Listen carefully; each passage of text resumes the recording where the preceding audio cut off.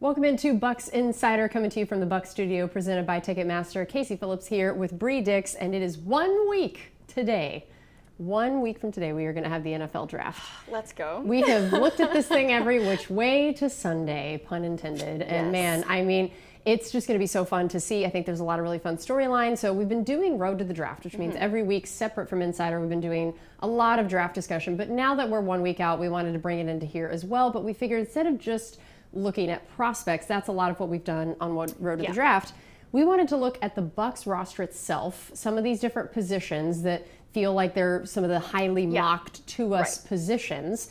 Look at the roster, see what the depth looks like, see who could be most impacted by a draft pick. So that's what we're going to do today. We're going to start with, these are going to be all defensive guys, just because we know that has been one of the more mocked things to us. Again, Coach Jason, everyone has made it clear it does not mean the Bucs will not be drafting anybody offensively, but we've seen a lot of people talking about defensive positions. So let's go ahead and start here with our defensive line. So looking at this roster, we have, of course, we know we start Vita, Kalijah. Yes, 1, 2, the end, very easy. Those are our like big, top, main, superstar kind of guys.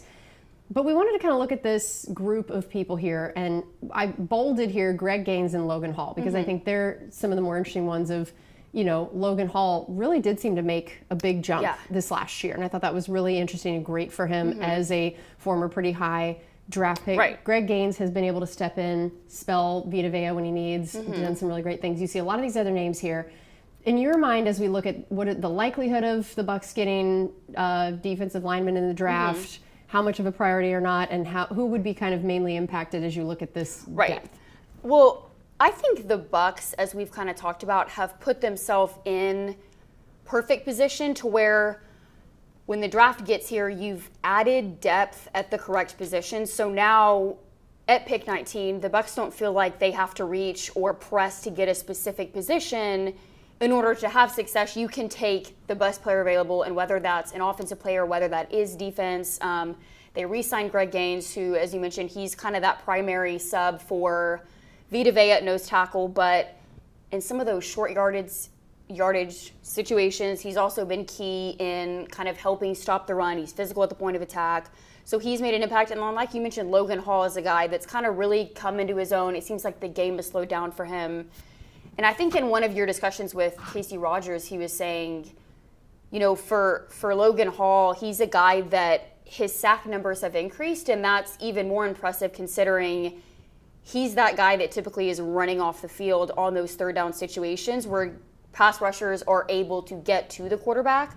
So I think he's stepped up also enough to where the Bucs are in a good place along the front. I think kind of maybe looking more at like inside linebacker, getting guys in the secondary. I feel like on the defensive line, they're in a good position. I agree. And I think that's what we wanted to kind of highlight, looking at the guys like Logan and Greg who've stepped up. We know we already have kind of superstar level guys with Vita and Kalijah of the positions, and especially on defense, that is not necessarily guys that can step in, not necessarily the position you feel is the most needed. So let's move on to one that maybe is more so, which is the outside linebacker, edge, whatever you want to call it, position. So as we take a look at who all is currently on our roster there, you see that we bolded these three names here: Chris Braswell, Anthony Nelson, and Jose Ramirez, because again, same thing, I feel like they're going to be some of the most interesting ones to decide as if you do draft an edge guy, and then depending on how high, that it looks like starters this year. Again, we feel pretty good about this idea of Hassan Reddick coming in, being a big time player, Yaya Diaby stepping in right there. But man, Anthony Nelson, I love how Coach always calls him Steady Eddie. Steady Eddie, that you know when he goes in there, he knows what to do, he knows where to be. I mean, he made maybe the biggest play of the entire season last year. Week 13, so I think that's been really great. And then Chris Braswell is, to me, the big sort of question mark of, we hear a lot about guys taking a big leap from year 1 to year 2 at any position, but especially edge and especially in Coach Bull's defense, because they get asked to do a lot of things. They get asked to drop. They get asked to do stuff that they haven't necessarily done always in college. And so when I've talked to guys that help coach that position room, they're always talking about how, that's a tough one to adjust to that first year. And so I do feel like it'll be cool to see how much he takes that year 1 to year 2 leap. But And then Jose Ramirez, that's that's a guy that we know they like. They've kept him around the practice squad, kept him around a lot of different times. Right. So how much do they feel like he could take a step up? Or is this where you look at those names and it's, yeah, you know what? We either need someone who could really make sure that they're coming in on those rotations doing a lot, or who knows, are you looking for someone to be the starter over Yaya or Hassan, depending on, again, where you draft this position and if you do? Well, and I think now you're kind of hitting the critical point where you can see the ability to pay dividends, you know, learning in the first year. And I really think, too, you look at a guy like Yaya Diaby, that he had a lot of success in the rookie year. And even though the sack numbers may not have been there this past year, but he was still affecting the quarterback. And I think he's a guy that's kind of found a way to harness that power that was the big thing and one of the reasons they drafted him. And I think in a similar way with Chris Braswell, he's continuing to kind of figure out how to unleash that speed and kind of how to harness that, because he's a guy that, you know, has the burst off the snap, has the acceleration to flatten the pocket, and those were qualities that the Bucs really liked. But it's okay, how can you add that to your arsenal, and how can that help you have success, but also filling in that rotation and having an opportunity to get to the quarterback. And a lot of guys, you know, are trying to get the ball out quicker. They're going with short passing attempts to try and mitigate that Bucs pass rush, because everybody knows that Todd Bowles is going to bring guys. So I think you'll see a little bit more of Chris Braswell this year. And also, like you said, Jose Ramirez, a guy that they really seem to like and is putting in the work. And even though he hasn't been active for many games, you know, he can push through the tight end chips and he can affect the pocket as well. So I think when you look down at the depth at that position, you get excited about guys like Hassan Reddick and the way that Todd Bowles can use them. And it's not, you know, in my latest mock, I took an edge, I think, in the 4th round. And that's just, I mean, it's so deep at corner. You've got a lot of inside linebackers at the front of the draft. So I think you're going to have a lot of places where you can get guys, because I think a lot of the top edges are going to go earlier than a lot of people think. The guys like, of course, Abdul Carter is supposed to go in the top 3. You have Mikael Williams that continues to rise. A guy like Donovan Ezeraku might be there at 19. But I think they're in a great spot with the guys that they have on the roster. All right, so then let's move on to another one of those. You've talked about linebacker, the inside linebacker position. So this is one that, of all the positions this offseason, felt the most in flux of what could happen, because for a while there, I mean, we didn't know if we had Levante. Like, dang near everyone in that room was a free agent. We had no idea who was going to be coming back, what that was going to look like. Now, thank goodness, Levante David is back to continue anchoring that position. But then who's playing next to him, and in what capacity? That we saw a lot of the, you know, tag team efforts last year until there were injuries that didn't allow that as much. And I know we bolded here Anthony Walker and SirVocea Dennis, because, of course, these are the guys at this point with who we have on the roster who are really competing for that starting role next to Levante. I know they think that, you know, SirVocea, they're very excited about him. We're excited about him last year prior to him getting hurt. So hoping that this year, now coming in healthy, that you feel like maybe Levante, SirVocea, you're happy with that starting duo, but there's a lot unknown here. It is really great to see you have Anthony Walker now, who has some experience, where last year it felt like anyone that got hurt, the person who was coming in for them was just green as green could be. Didn't have a lot of experience, was having to learn on the fly. At least now you do have somebody like an Anthony Walker that has more experience. But I do feel like this is a position where, again, even if it's not for competing for the starting job this year, as much as Levante does seem like an ageless wonder, theoretically, at some point, he's not going to either be here or be playing at the level he's been, which, again, it doesn't seem like it's happening anytime soon, the way he's done it. But I do think that this is a position that both for potentially this year and then especially in years to come could be a big one to target. Right. Well, and I love, too, so Anthony Walker Jr. is a guy that, you know, is a Miami native with Levante, and they have familiarity with one another. You know, I think they've talked about wanting to play with each other for many years, and they kind of train together in the offseason. So I think they have a good understanding. He already coming in has an understanding of kind of maybe some of the nuances of Levante David's game. And, of course, some of the speed elements or the athleticism things with him may not quite be what they were when he first started out, but I think it's the instincts that kind of sets Levante apart. But then you also have, you know, SirVocea Dennis that they have really liked, especially his ability in coverage, kind of being an impact on third down, but also, his ability against the run as well, they've mentioned. And then Anthony Walker, too, has kind of talked about his ability to kind of erase things over the middle of the field, because that was an area that the Bucs got exposed at a little bit last year. So really they've prioritized, it seems, getting guys that have that ability in coverage to kind of mitigate some of those things over the middle of the field, or the comebacks or the digs or any of those things. So maybe getting a guy in the draft that kind of has the downhill trigger, that ability at not only maybe making an impact at rushing the passer, but also has the potential to kind of shut down the run and kind of be that menace that they need, along with Levante David and some of the passing ability things.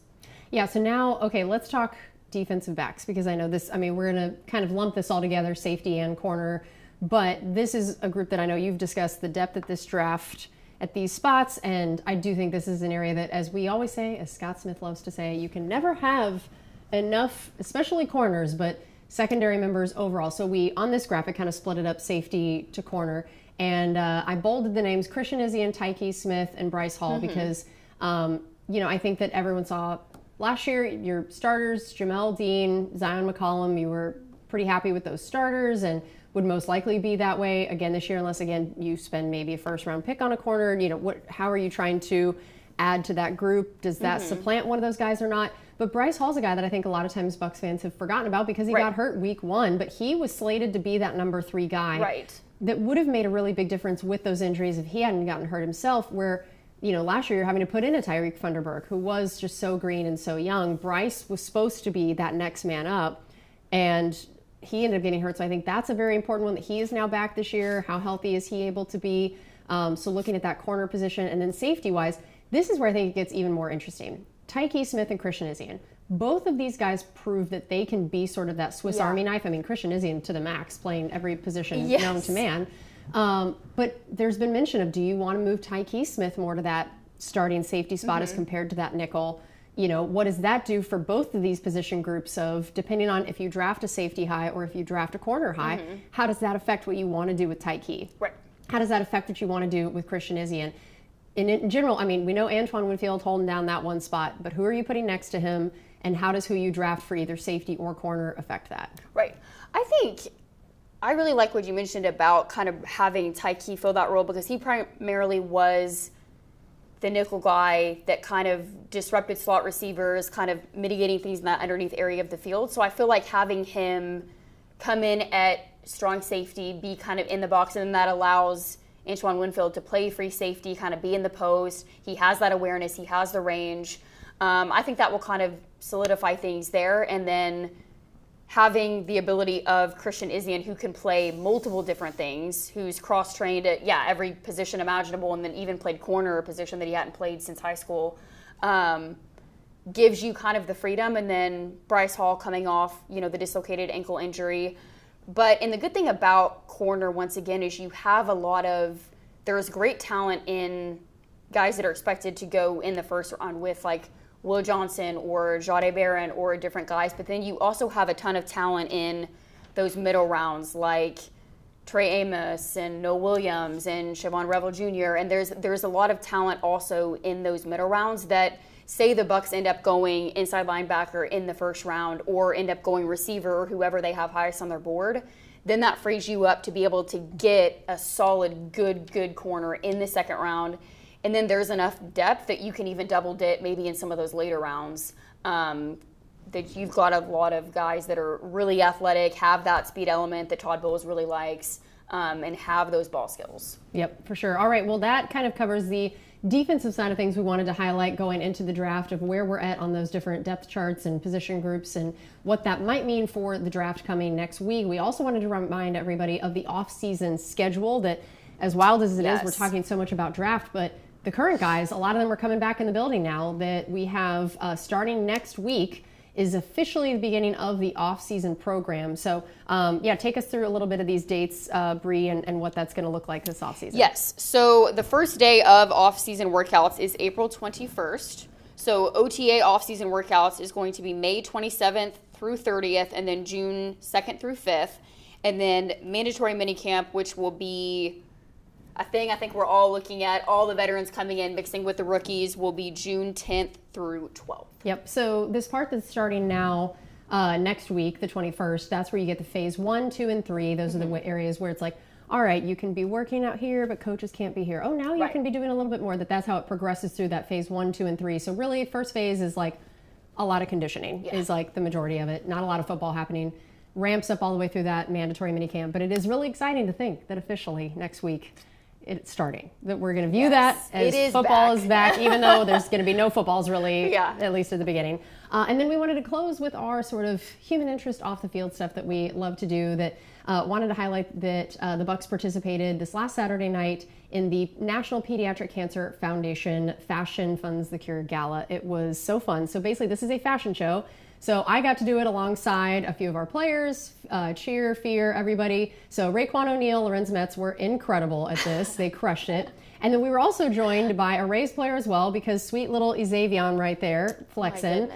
He wants to be a professional athlete. He is currently playing both football and baseball. So what we did was what this is basically all these kids who are either currently fighting cancer or cancer survivors. They get to come do a fashion show with like real models and real cool clothes. And then they also get a chance to do a walk with what they consider their, quote, role models of whatever they want to do for a living someday.